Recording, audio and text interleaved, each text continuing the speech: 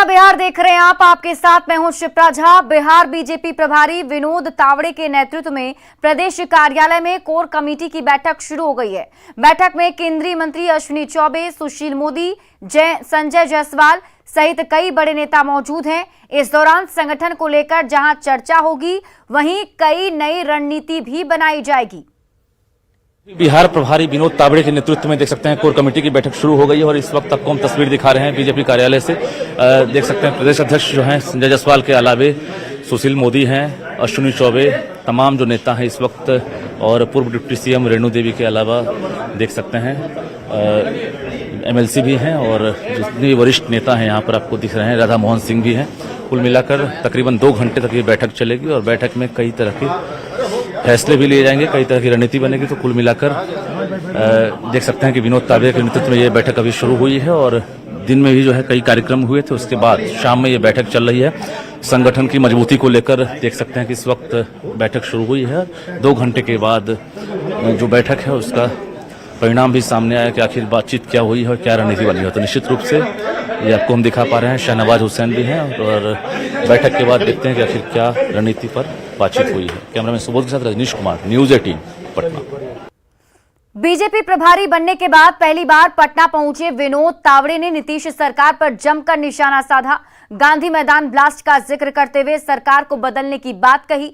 पटना में नरेंद्र मोदी पर लिखी गई पुस्तक मोदी @20 ड्रीम्स मीट डिलीवरी का विमोचन के दौरान उन्होंने ये बातें कही, जहां केंद्रीय मंत्री स्मृति ईरानी के साथ बीजेपी के कई बड़े नेता मौजूद रहे। विनोद तावड़े ने कहा कि पीएम मोदी जब पहली बार बिहार आए थे तो पूरा बिहार उन्हें समर्थन करने को तैयार था। उस समय की सरकार के कारण गांधी मैदान में बम ब्लास्ट हुआ और आज भी वही सरकार है और इस सरकार को बदलने के लिए हम काम करेंगे। वहीं केंद्रीय मंत्री स्मृति ईरानी ने कहा है कि पीएम मोदी जैसे कर्मयोगी और कर्म योद्धा को जिसे देश ने स्वीकारा है, उन पर बिहार के राजनीतिक प्रतिद्वंदी बार बार कटाक्ष करते हैं। बिहार में बेगुनाहों का सड़कों पर खून बहाया जा रहा है। वो नरेंद्र मोदी के प्रतिद्वंदी को नहीं दिख रहा। उनका लक्ष्य बस किसी तरह 2024 में सत्ता पर काबिज होना है। बार बार इस प्रदेश में कटाक्ष होता है नरेंद्र भाई पर, उनके द्वारा जिन्हें खुद सरकार बनाने के लिए सहारे की जरूरत है। बार बार कटाक्ष होता है इस प्रदेश में उन राजनीतिक प्रतिद्वंदियों के द्वारा एक ऐसे कर्मयोगी के बारे में जिसको राष्ट्र ने सेवक के रूप में स्वीकार किया, लेकिन राजनीतिक प्रतिद्वंदी ऐसे जिनके आचरण के बारे में मात्र बिहार ग्रस्त नहीं बल्कि पूरे देश में चर्चा होती है। क्या बेगुनाहों का सड़कों पर खून बहाना उन राजनीतिक प्रतिद्वंदियों को दिखाई नहीं देता? उनको बेगुनाह, गरीब, वंचित, शोषित ना परिवार नजर आते हैं, ना उन्हें ऐसा कोई नागरिक नजर आता है, ना अपने सम्मान के लिए लड़ रही कोई महिला नजर आती है। उनको अगर कुछ नजर आता है तो 2024 में कैसे वो सत्ता हथियाएं, वो मात्र उनका लक्ष्य है। कार्यक्रम स्थल के आ रहा था तो बगल में गांधी मैदान देखा और आदरणीय मोदी जी की किताब के बारे में हम चर्चा कर रहे हैं और मुझे याद आया पहली बार जब मोदी जी पटना आए थे, पूरा देश उनको नेतृत्व सौंपने के लिए तैयार था। आज जैसी निकम्मी सरकार थी और उस सभा में बम ब्लास्ट हुए थे और मोदी जी को बिहार ने स्वीकार किया, उनका नेतृत्व देश ने स्वीकार किया। उस समय जो सरकार थी वही सरकार अभी है, बेगूसराय में वही हो रहा है और इसको बदलने की अपेक्षा बिहार की जनता यहां बैठे हुए नेताओं से कर रही है, यहां बैठे कार्यकर्ताओं से कर रही है और हम वो पक्का करेंगे, ये हम सबको विश्वास है। बिहार के सियासी गलियारों में चर्चा है कि नीतीश कुमार लोकसभा यूपी के फूलपुर से लड़ सकते हैं। ललन सिंह के बयान के बाद शुरू हुई कयासबाजी पर बयानबाजी तेज हो गई है। उत्तर प्रदेश में या एक फूलपुर की बात आप कर रहे हैं। मुख्यमंत्री जी को अंबेडकर नगर से भी, मुख्यमंत्री जी को मिर्जापुर से भी चुनाव लड़ने का वहां के कार्यकर्ताओं की मांग है। जेडीयू के राष्ट्रीय अध्यक्ष ललन सिंह के बयान के बाद बिहार की सियासत में इस बात की चर्चा जोर शोर से चल रही है कि नीतीश कुमार 2024 का लोकसभा चुनाव लड़ सकते हैं, वो भी यूपी के फूलपुर से। हालांकि ये पूरी तरह से साफ नहीं है कि वो चुनाव लड़ेंगे ही, और लड़ेंगे तो कहां से। लेकिन नीतीश कुमार के चुनाव लड़ने की चर्चा से जेडीयू, आरजेडी और कांग्रेस के नेता उत्साहित हैं। आज पूरा देश जो है हमारे नेता के प्रति जो है एक उम्मीद के साथ दिख रहा है। सब लोग चाहते भी हैं। अखिलेश जी ने भी स्थिति स्पष्ट कर दी है नीतीश कुमार जी के समर्थन में, और सभी समान विचारधारा वाले दल नीतीश जी के प्रयास की सराहना भी कर रहे हैं। फूलपुर चुनाव लड़ने से बड़ी सीधी सी बात है ना कि जैसे ही फूलपुर में नीतीश कुमार की चर्चा हुई, कोई एक पार्टी डरने लगी, मतलब उसे पता है कि नीतीश जी फूलपुर से लड़े तो उस पार्टी का पत्ता साफ है। यूपी के फूलपुर से नीतीश कुमार के चुनाव लड़ने की कयासबाजी पर बीजेपी नेताओं की तीखी प्रतिक्रिया आई है। पूर्व उप मुख्यमंत्री और बीजेपी सांसद सुशील मोदी ने कहा है कि नीतीश जी बिहार से तो जीत नहीं सकते, यूपी जाकर भी देख लें। बिहार में इतने डर गए हैं कि अब यूपी से चुनाव लड़ने के बारे में सोच रहे हैं। उनको पता है कि बिहार के अंदर 2 सीट भी जितना उनके लिए मुश्किल होगा, तो उनके सहयोगियों ने उनको सुझाव दिया है, या अखिलेश यादव ने उनको आमंत्रित किया है फूलपुर से लड़ने के लिए। तो जाए फूलपुर लड़े, उनकी जमानत भी नहीं बचेगी। वैसे चुनाव लड़ेंगे या नहीं, फैसला नीतीश कुमार को ही करना है। लेकिन चुनाव लड़ने की चर्चा ने अटकलों के बाजार को गर्म जरूर कर दिया है। न्यूज 18 के लिए पटना से आनंद अमृतराज और संजय कुमार की रिपोर्ट। वहीं पूर्व डिप्टी सीएम सुशील मोदी ने कहा है कि नीतीश जी का उत्तर प्रदेश में स्वागत है, लेकिन वो कहीं से भी चुनाव लड़ें, उनकी जमानत जब्त होगी। सुशील मोदी से बात की हमारे सहयोगी आनंद अमृतराज ने। मौजूद है बिहार के पूर्व डिप्टी सीएम सुशील मोदी। मोदी जी, ये खबर आ रही है सर कि नीतीश कुमार फूलपुर से चुनाव लड़ सकते हैं। देखिए, अब उनको बिहार में डर लग रहा है। बीजेपी से जो उनको चुनौती मिल रही है, उनका आत्मविश्वास डिग गया। उनको लग रहा है कि बिहार से हम शायद चुनाव जीत नहीं पाए, लेकिन जहां वो जाना चाह रहे हैं उत्तर प्रदेश, वो बीजेपी का गढ़ है, जोगी जी का गढ़ है। अभी हाल में रामपुर और आजमगढ़ का जो बाई इलेक्शन हुआ, जो सपा का गढ़ माना जाता, वहां भी भारतीय जनता पार्टी ने जीत हासिल की है। तो आए लड़ने के लिए उनका स्वागत है फूलपुर, और उनकी जमानत जब्त कराएंगे, चाहे वो मिर्जापुर से लड़े या फूलपुर से लड़े, चाहे जहां से भी चाहें चुनाव लड़ना। गुजरात में तो उनके बिरादरी के लोग बहुत बड़ी संख्या में हैं, वहाँ से आजमा लें, जहाँ से भी आजमा लें, बिहार में आजमा लें, उनकी भारतीय जनता पार्टी जमानत जब्त कराएगी। और इसी डर से वो बिहार छोड़कर दूसरे प्रदेश में जाने का सोच रहे हैं। बिहार के मुख्यमंत्री नीतीश कुमार के यूपी के फूलपुर से चुनाव लड़ने की चर्चा पर बीजेपी नेताओं ने कड़ी प्रतिक्रिया दी है। बीजेपी नेताओं का कहना है कि चुनाव लड़के देख लें, जमानत भी नहीं बचेगी। आदमी 17 साल में एक भी चुनाव नहीं लड़े, अब वो यूपी में चुनाव लड़ रहे हैं। यूपी में तो जमानत भी जब्त हो जाएगा, भले एक बार विधानसभा का चुनाव लड़के तो दिखा दे। मुंगेरी लाल का हसीन सपना दिन में आ रहा है, भले एक भी चुनाव 17 साल में लड़ा है, एक तो विधानसभा जीत के अगर दिखा दे तो हम उनको पुरस्कार देंगे। जब उनकी इच्छा है देश के प्रधानमंत्री बनने की, तो ललन जी ने जो यह कहा है कि उनको फूलपुर से चुनाव लड़ना चाहिए या अम्बेडकर नगर से जरूर लड़ना चाहिए, उनको भी समझ में आ जाएगा कि वह कहां पर हैं। और अगर उनको वाकई इच्छा है, क्योंकि यहाँ पर तो अब उनकी बेचारे की स्थिति यह हो गई है कि मानसिक आरोग्यशाला का उद्घाटन करने जाते हैं तो ऊपर का फीता तेजस्वी जी काटते हैं, नीचे का फीता मुख्यमंत्री काटते हैं। और सियासत से जुड़ी हुई बड़ी खबर आपको बता दें, दादरा नगर हवेली में जेडीयू को झटका लगा है। जेडीयू की पूरी इकाई का बीजेपी में विलय हो गया है। जेपी नड्डा की मौजूदगी में ये विलय हुआ। तस्वीरें भी आप देख रहे हैं, दादरा नगर हवेली में जेडीयू को यह बड़ा झटका। जेडीयू की पूरी इकाई का बीजेपी में विलय हो गया है। दिल्ली संवाददाता विनीत कुमार हमारे साथ जुड़े हुए हैं। विनीत, ये कितना बड़ा झटका माना जाए जदयू के लिए?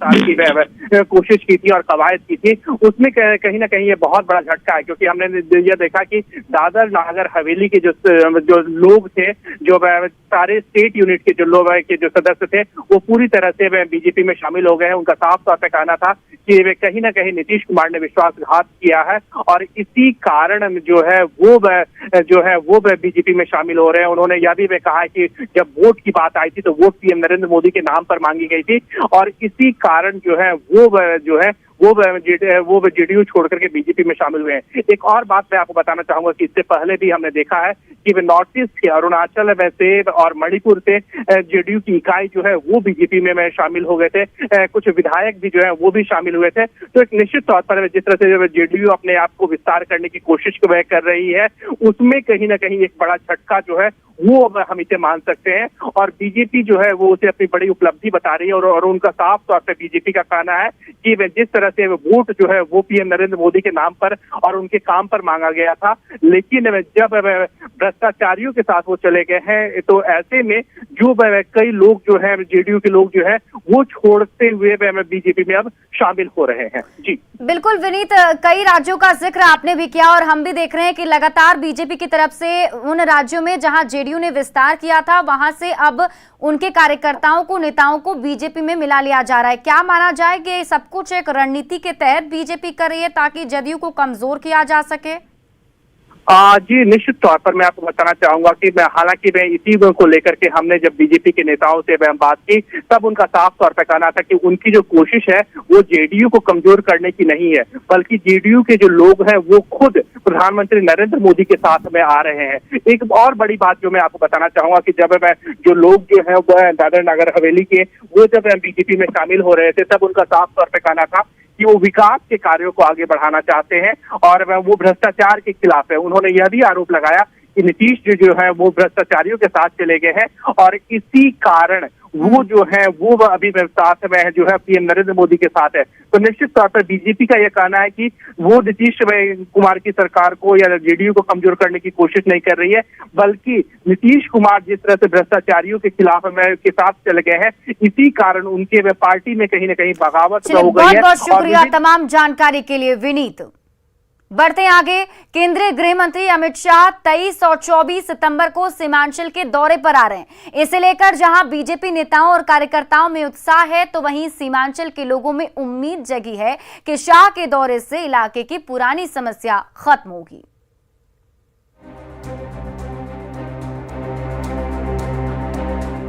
सीमांचल विकास के दावों से दूर बिहार का वो इलाका जो 5 दिन बाद सियासत की सुर्खियों में आने जा रहा है। दरअसल केंद्रीय गृह मंत्री अमित शाह 2 दिवसीय दौरे पर 23 और 24 सितंबर को सीमांचल आ रहे हैं। 23 तारीख को वे पूर्णिया के स्थानीय इंदिरा गांधी स्टेडियम में जनसभा को संबोधित करेंगे, जबकि अगले दिन किशनगंज में उनका कार्यक्रम है। समस्याओं और विकास की बाट जो रहे सीमांचल के बीजेपी नेता अमित शाह के दौरे को लेकर बेहद आशावादी हैं। पूर्णिया सहित पूर्णिया जिला और सीमांचल ये जो सीमावर्ती क्षेत्र है उसमें लोग उनको देखने के लिए, एक झलक पाने के लिए, उनको सुनने के लिए उत्साहित हैं। इसलिए करके जो उनका आगमन होगा 23 सितंबर को यहाँ पर जो 11 बजे दिन को वो संबोधित करेंगे, यहाँ जो विशाल जनभावना सभा को संबोधित करेंगे, उसकी पूरी तैयारी में हम लोग हैं। घुसपैठ ही नहीं, मतलब यहाँ तस्करी, यहाँ से पशु हमारा धन जो है खुलेआम जो है बांग्लादेश की तरफ जाने की व्यवस्था, क्रिमिनल एक्टिविटीज़ भी जो होते हैं, चूँकि उनकी नागरिकता का पता नहीं होता है, वो बहुत आसानी से इस तरफ आ जाते हैं, लोगों के बीच में घुल मिल जाते हैं और कई प्रकार के क्राइम करके वापस भी चले जाते हैं। दरअसल अंतर्राष्ट्रीय सीमा से सटे होने के चलते सीमांचल के जिलों में घुसपैठ, बढ़ते अपराध के साथ ही कई स्थानीय समस्याएं रही हैं। ऐसे में अमित शाह के दौरे से लोगों में उम्मीद जगी है कि मिशन कश्मीर की तरह ही बिहार के इस पिछड़े इलाके की पुरानी समस्याएं दूर होंगी।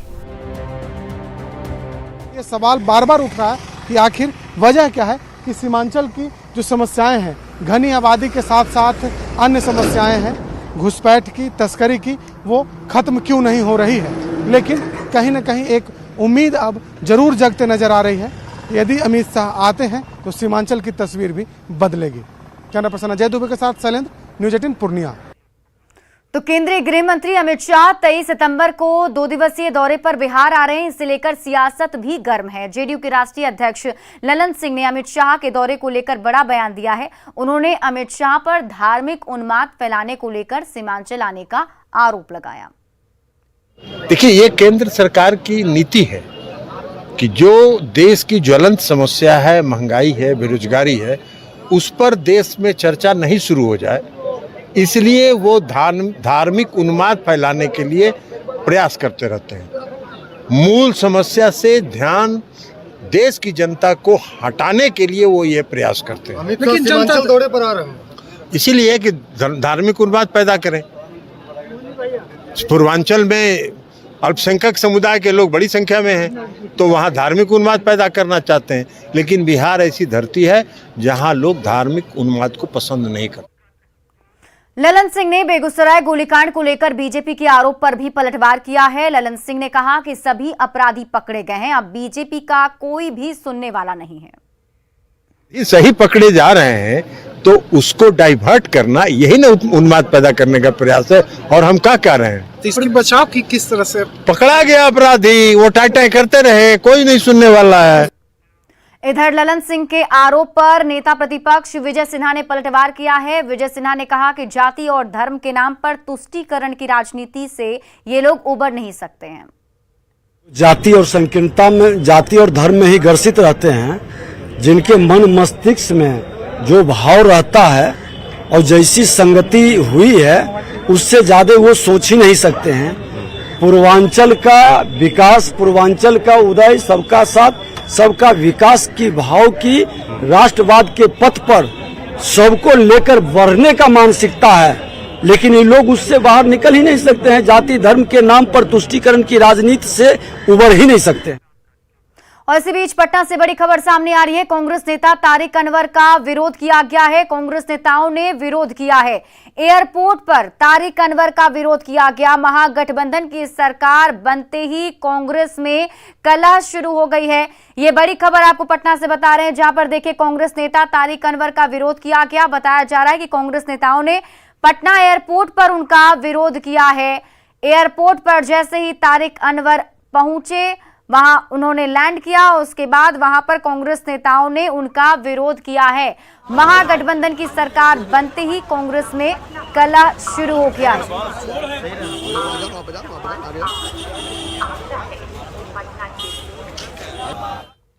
और पूर्णिया से बड़ी खबर आपको बता दें, न्यूज़ 18 के खुलासे का असर हुआ है। 22 एसडीपीओ से स्पष्टीकरण मांगा गया है। आपको बता दें कि मवेशी तस्कर की फरारी का ये पूरा मामला है। पशु तस्करी पर न्यूज़ 18 ने बड़ा खुलासा आज किया था। पशु तस्करी पर पुलिस प्रशासन मूक दर्शक बना रहता है। कैसे पुलिस प्रशासन की मिलीभगत से ये सब कुछ चलता है, इस पर न्यूज़ 18 ने बड़ा खुलासा किया था, जिस पर असर हुआ है, स्पष्टीकरण मांगा गया है।